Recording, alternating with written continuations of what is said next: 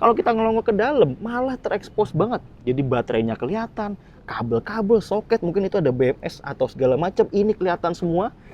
Kuncinya ada senternya. Kita coba navigasinya nih. Di sini nanti akan langsung muncul speedometernya nih. Jadi ada turn by turn-nya. Dan uniknya dari motor ini adalah kita dikasih first aid. Jadi ini kalau kita kecelakaan nggak perlu langsung nyari puskesmas atau rumah sakit, ini bisa langsung kita pakai. Kalau kita pakai mode yang Eco, itu kan di DTE-nya atau estimasi range-nya itu 115 km ya. Dan itu jujur aja real. Beneran. Sedangkan kalau kita masuk di mode power, lebih responsif, ini bisa ngimbangin banget motor bensin yang ada di jalanan kalau masuk jalan ibu kota yang besar-besar gitu. Siapa di sini yang pernah ketipu motor listrik bisa 130 km tapi ternyata cuma 70 km? Nah, mungkin kalau kalian pakai ini, hal itu nggak akan terjadi, yaitu TVS iQube S.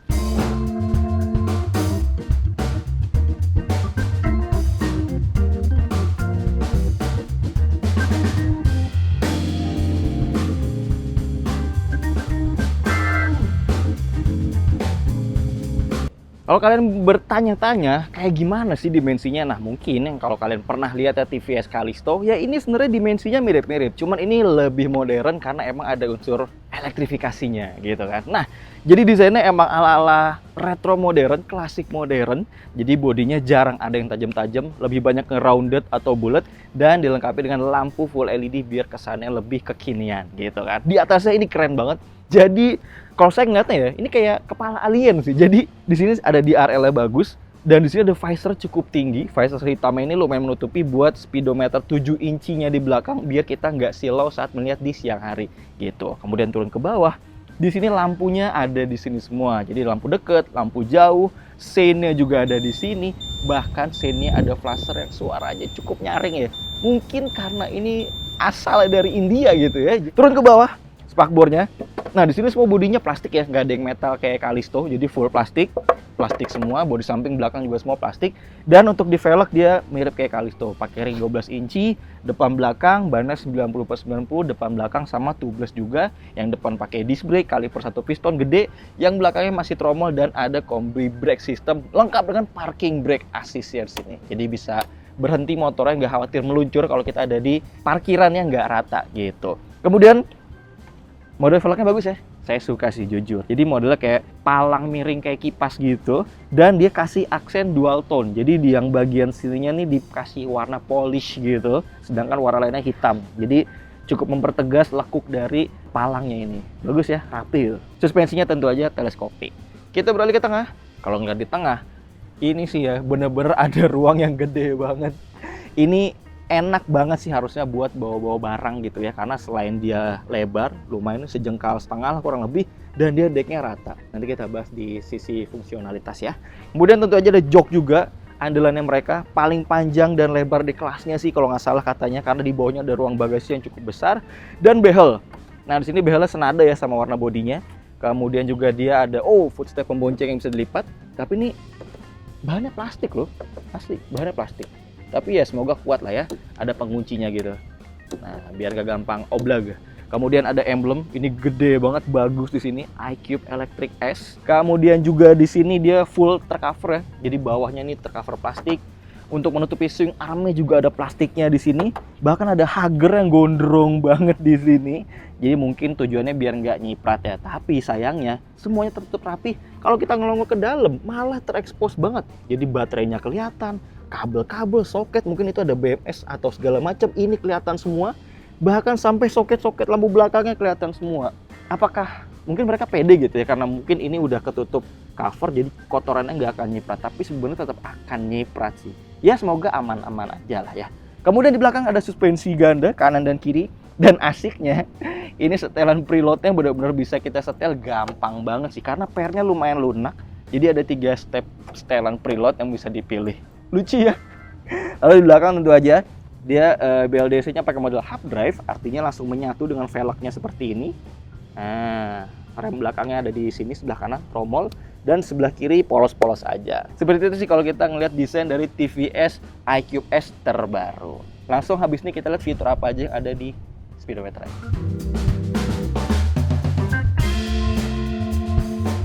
Motor ini harganya itu 29,9 juta on road Jakarta. Kuncinya kayak gini ya. Ada logo iQube di sini dan dia model lipat kayak mobil dan ada kunci cadangannya seperti ini. Nah, kuncinya ada senternya. Jadi mungkin kalau kita nyari lubang kunci di malam hari gitu ya kalau kesulitan, dan kalau mau buka anak kuncinya tinggal pencet yang ini aja. Alright. Cuma sayangnya di sini ya, nggak ada sensor back system, nggak ada alarmnya juga. Emang rasanya kayak agak kurang modern ya, atau agak ketinggalan zaman gitu ya, sayangnya. Dan juga yang sayangnya juga adalah, lihat nih, nggak ada penutup magnetnya, jadi bener-bener polos aja nih, nggak ada covernya apa, pengaman apa segala macem gitu ya, sayang banget. Dan sekarang kita coba nyalain speedometer 7 incinya nih, udah TFT digital, wih ada opening screen-nya, dan kita coba rem serta starter.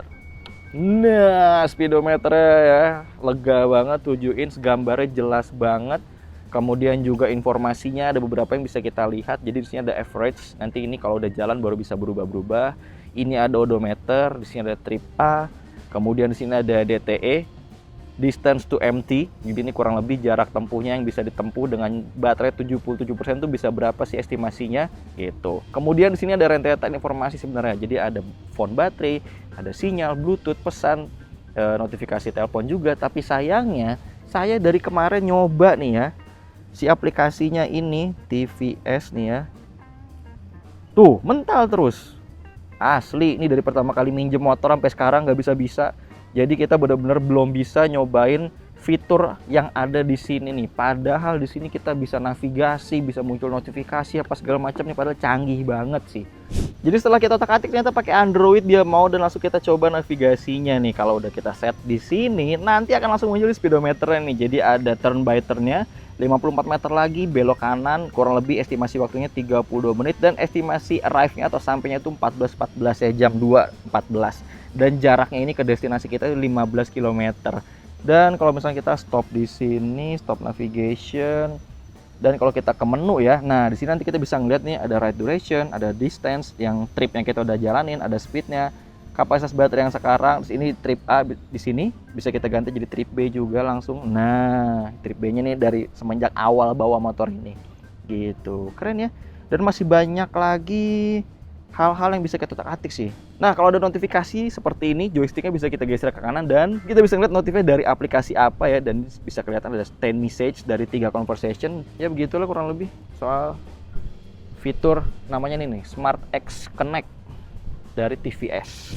Kemudian di sini ada, ini penting sih. Jadi ada kalenderan 19 Januari 2026, kemudian ada jam juga pastinya. Kemudian kalau di mode Eco, di sini warnanya kayak agak putih dan ada hijau-hijau gitu lah ya, seolah-olah untuk lebih efisiensi atau hemat daya. Dan kalau kita ubah ke mode power, wow, agak merah ke orange-orangean gitu, biar lebih menguatkan kesan tenaganya gitu ya, kesan buasnya. Dan kalau kita gas, nah jadi di sini speednya, jadi speednya ada 2 ya. Jadi di sini ada yang angkanya, ada yang barnya juga. Dan kalau kita tutup gas, berubah jadi regen. Dan regennya itu akan nonaktif di 15 km per jam gitu. Kelihatan ya regennya ya. Di mode Eco speednya 55 maksimal. Kalau di mode Power, wow, bisa 94. Tapi kalau di on wheel paling cuma sekitar 90 sampai 91 km per jam aja sih gitu. Selebihnya di menu ini ada apa ya? Coba ya beberapa ini aja sih. Mode-mode yang sebenarnya general aja, basic aja. Ada Bluetooth setting, My Vehicle ini coba untuk ngeliat trip aja. Error, Safety digital, TPMS cuma di sini nggak ada, trip meter, seperti itu sih. Simpel aja sih sebenarnya. Kemudian dia juga, oh ada sensor standar samping yang agak heboh karena langsung muncul di speedometernya juga. Nah, langsung ada tulisannya please retract the side stand. Dan kalau kita lipat side stand-nya, kita harus starter ulang motor ini. Jadi harus pencet rem dan starter lagi nih tombol powernya. Begitu baru dia bisa aktif lagi. Dia juga ini speedometer udah adaptif ya, jadi bisa hitam, bisa putih, tergantung situasi sekitar. Sensornya ada di sini, jadi biar mata kita tetap nyaman mau siang hari maupun malam hari. Begitu. Sayangnya sih belum bisa nyoba fitur-fiturnya. Kemudian di sini kita saklar ya, ada tombol starter yang juga jadi tombol power mode buat gonta-ganti. Ada tombol ini nih, ini merupakan, dia kasih namanya tuh Q Park Assist. Jadi ya kalau kita pencet, coba nih speedonya habis ini dilihat ya. berubah jadi bisa nih parking mode. Jadi untuk forward dia maksimal di 5 km, 10 ya kurang lebih, hampir mau 10 km per jam buat bantu parkir. Sedangkan kalau mundur kita, nah ada suaranya tuh kayak truk, denger nggak? Kalau mundur di 3 kayaknya, 3 atau 5 sekitar 3 sampai 4 km per jam lah. Jadi ini untuk ngebantu pengendaranya nanti kalau misalkan ingin parkir, karena bobotnya lumayan sekitar 118 kg kalau nggak salah motor ini. Lalu ada hazard sini, tombolnya gede banget asli. Di sebelah kiri ada lampu jauh, lampu dekat, tapi nggak ada pass beam. Di sini ada joystick, bisa kiri, kanan, atas, bawah, bisa ditekan ke bawah juga. Kemudian di sini ada sein tentu aja. Nah kan, suaranya nyaring banget, dan ada klakson yang suaranya juga lumayan heboh. Coba ya. Kencang banget. Kemudian di bawahnya ini ada gantungan barang, bisa dilipat kalau lagi nggak pakai. Cuma ini bahannya plastik ya. Jadi kalau agak berat, dia agak melewat-melewat tuh. Jadi kayak kurang kuat gitu. Cuma nggak perlu khawatir, karena ada gantungan barang lain di sebelah sini, model carabiner. Nah, walaupun emang bahannya sama-sama plastik juga, di sini sih tulisannya maksimal 3 kg ya. Cuma ya harusnya di sini agak lebih paten sih, nggak melewat-melewat banget. Dan lebih aman karena ada penguncinya ya. Jadi barang tuh plastik nggak akan sampai mental atau loncat. Dan kayak yang tadi saya bilang di awal, ini gede banget. Jadi buat naruh barang, dus, tas, kayaknya oke banget sih. Dan ini karena bahannya plastik PP ya, jadi nggak khawatir baret. Gitu, aman aja. Lanjut sisi fungsionalitas. Sayangnya nih ya, di sini nih nggak ada kantong. Jadi walaupun ada 2 gantungan barang, tapi nggak ada laci. Maupun di kanan, baik juga di kiri. Nah, buat chargernya ada di sini teman-teman. Nah, ini untuk mengisi daya motornya ya. Kemudian joknya. Nah, jadi kekurangan lain dari motor ini adalah kunci kontaknya yang belum terintegrasi dengan kunci jok. Jadi kalau kita mau buka jok harus nyabut kuncinya dan masukin ke lubang yang ini nih. Jadi aduh kok kesannya kayak kurang modern ya, agak jadwal gitu. Dan di bawahnya ada ruang bagasi sebesar 32 liter. Jadi ini gede banget, 32 liter, tapi sayangnya ini dia bentuknya lebih memanjang gitu ya. Jadi nggak terlalu lebar. Makanya kalau buat helm-helm yang agak bagong, agak lebar, ini agak nyangkut nih karena helmnya cuma bisa di depan atau di belakang ya, tapi modelnya kebalik gitu. Cuma itu karena di tengah juga ada tulang kayak gini, jadi ada soket buat OBD dan ada power outlet nih, sempet-sempetnya ada power outlet di sini ya. Meskipun modelnya USB Type A gitu kan, belum yang Type C gitu. Jadi mungkin helm-helm yang model retro sih masuk banget, tapi kalau helm yang modelnya kayak lebih besar atau ada spoilernya kayaknya agak sulit. Dan uniknya dari motor ini adalah kita dikasih first aid. Ini baik banget, jadi ini bisa kita bilang motor paling aman guys. Jadi ini kalau kita kecelakaan nggak perlu langsung nyari puskesmas atau rumah sakit, ini bisa langsung kita pakai. Dan isinya tuh ya, oh ada salep. Salep dari India guys, Verasilum Gel, ada bahasa-bahasa Indianya gitu. Ini untuk apa ya? Buat yang tahu komentar aja ya, jujur saya nggak tahu sih. Kemudian ada juga salep lagi, Cetrimide Cream, antiseptik. Oh ini biar lukanya nggak infeksi. Kemudian ini apa nih? Rolled Gauze. Ini kayaknya ini deh, plester ya? Kayak kali. Dan ada, oh ini plester yang ini deng. Plester dan masih banyak lagi sih. Kasa, kayaknya kayak kain kasa gitu deh. Dan lain-lain. Emergency Kits India. Wih gila. CD ini nih. India Domestic Market, IDM. Seperti itu, aman banget ya. Dan mereka juga ngasih ini toolkit, not for retail, nggak dijual. Jadi isinya ada obengnya 1210 dan sama tadi obeng yang ini nih. Nah, obeng yang ini juga. Obengnya bolak-balik plus minus. Wih, keras. Nah, gitu. Seru ya. Masih dapat toolkit, ditambah ada first aid-nya juga. Nice.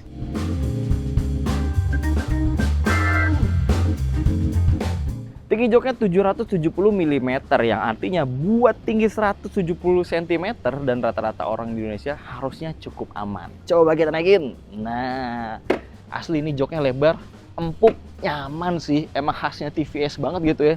Busanya lembut, kulitnya juga lentur, lebar, bener-bener bisa menopang banget bokong pengendara maupun pembonceng. Lihat tuh, lebar. Jadi nggak khawatir duduk di behel.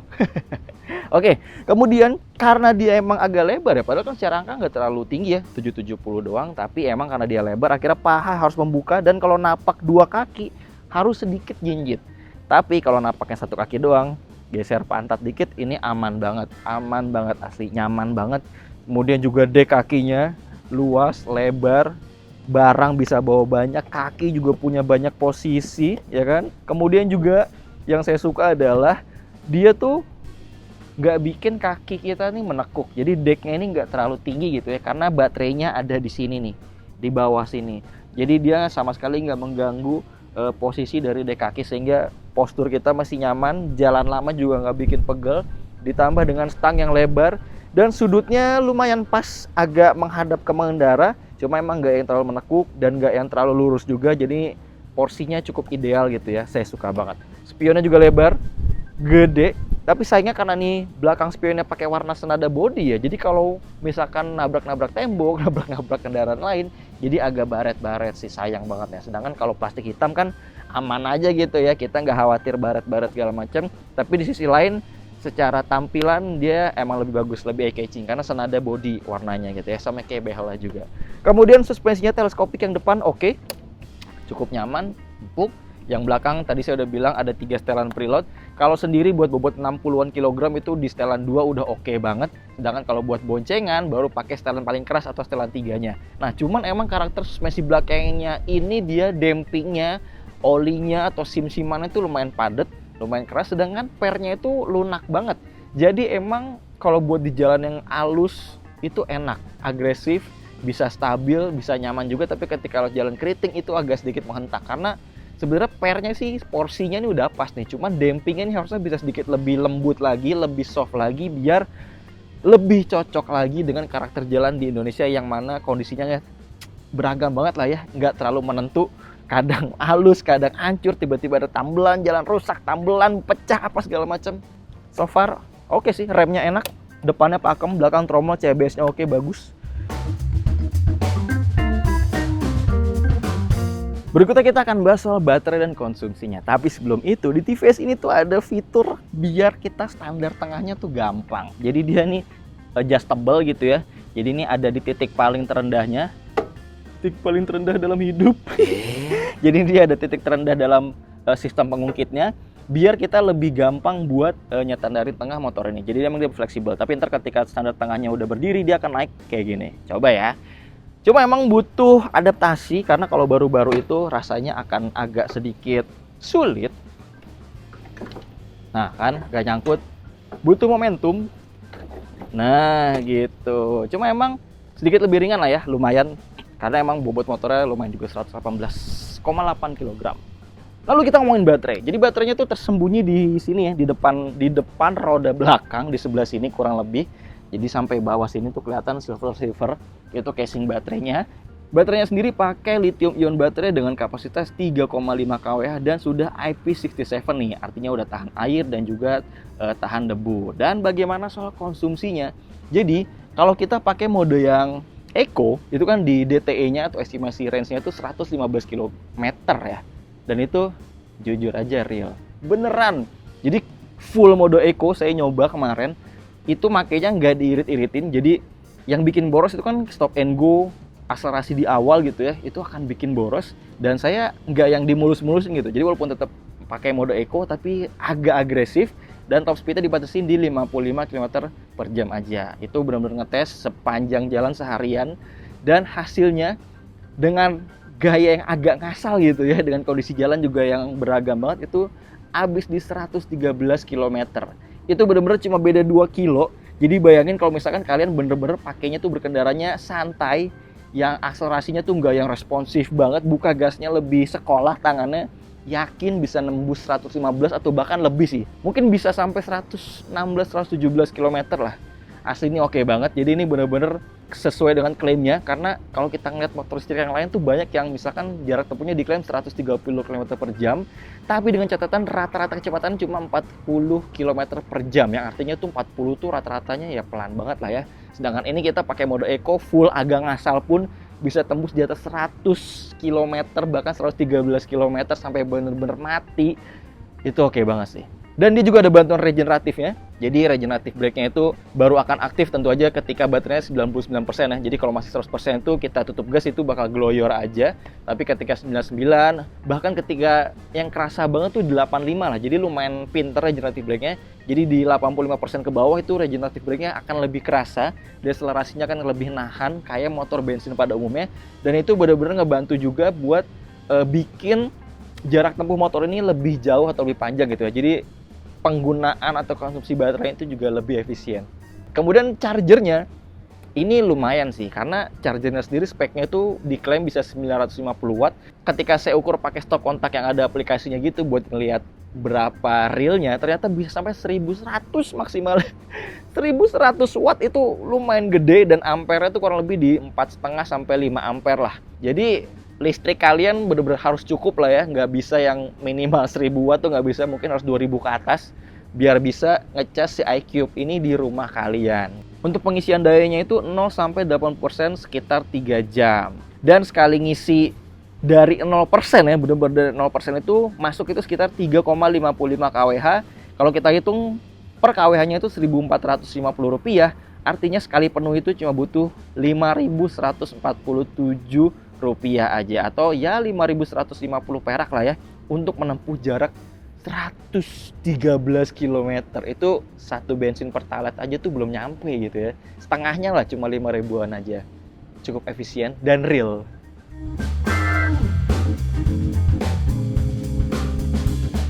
Lalu kita masuk ke performanya. Dia tentu aja pakai model hub drive, langsung di peleknya nih BLDC-nya.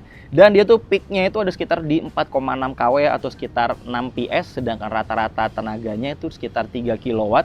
Dan torsinya cukup lumayan nih. Rata-rata torsinya itu ada di angka 33 Nm, sedangkan torsi tertingginya itu lonjakannya biasanya tuh ada di awal-awal aja lah, itu sekitar 140 Nm. Ini gede banget sih. Jadi dengan power tertinggi 4,6, torsinya hingga 140 Nm, ini bener-bener bisa bikin akselerasi TVS iCube ini emang responsif. Cuma ingat, ketika buka gasnya responsif, maka efisiensi baterainya akan berkurang gitu. Kemudian juga dia udah bersertifikasi IP67, jadi tahan air juga, tahan debu juga, tahan rendaman juga. Kemudian dilengkapi dengan power mode, tadi kita udah singgung ya, ada Eco. Eco ini rasanya lebih delay, ya cocok buat jalan-jalan santai lah ya, karena bukaan gasnya perlu lebih dalam dan kecepatan maksimalnya tuh cuma ada di 55 km per jam, sedangkan kalau jalan agak turun ya bisa sampai 57 km per jam. Sedangkan kalau kita masuk di mode power, lebih responsif, ini bisa ngimbangin banget motor bensin yang ada di jalanan kalau masuk jalan ibu kota yang besar-besar gitu. Karena kecepatan tertingginya itu bisa 87 km per jam di speedometer, sedangkan untuk kecepatan saat turunan gitu ya, itu bisa sampai 91 km per jam. Itu semua tercatat di speedometernya. Dan rasa berkendaranya emang bener-bener hub drive ini tuh senyap banget ya. Gak ada suara sedikit pun. Jadi rasanya tuh di kuping nyaman banget, senyap banget, malah suara klakson dan suara flashernya yang lumayan bising gitu. So far dari segi tenaga gak ada masalah, ini lebih dari cukup sih buat di perkotaan. Dan dia juga punya klaim tanjakannya itu sekitar 10 derajat ya. Jadi diklaim iCube S ini tuh bisa naik atau melewati tanjakan dengan sudut 10 derajat. Kemudian diklaim juga akselerasi 0 sampai 40 km per jam itu di 4,2 detik. Nah, biar nggak penasaran, kita coba juga menggunakan race box biar tahu ya, berbasis GPS, biar tahu top speednya yang real berapa dan juga akselerasinya secara real menggunakan GPS itu berapa. Lihat tabelnya di berikut ini.